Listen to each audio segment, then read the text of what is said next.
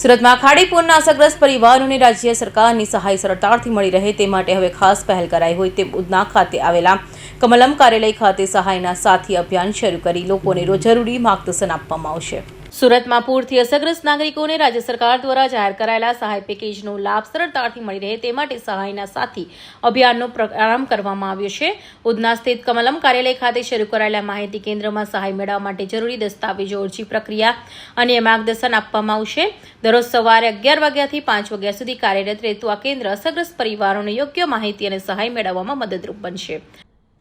સુરત મહાનગરની અંદર જે અતિ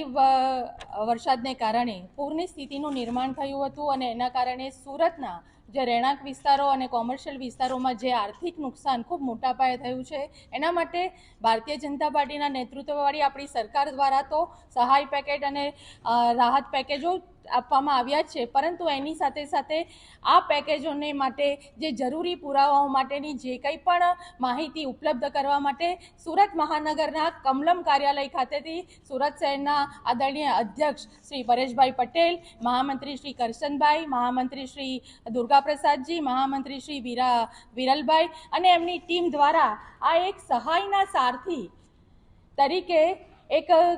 ઓફિસમાં કમલમ કાર્યાલય ઉપર એક આ કેમ્પેનિંગ ચાલુ કર્યું છે કે જે પણ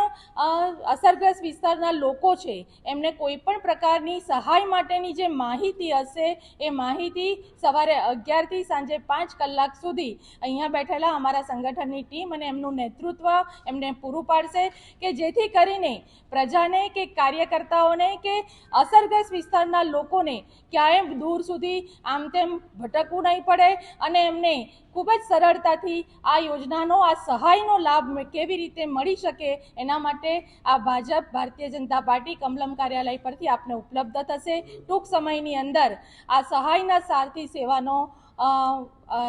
સેવાની શરૂઆત પણ આપણા કાર્યાલય પરથી શરૂ કરવામાં આવશે। ધન્યવાદ।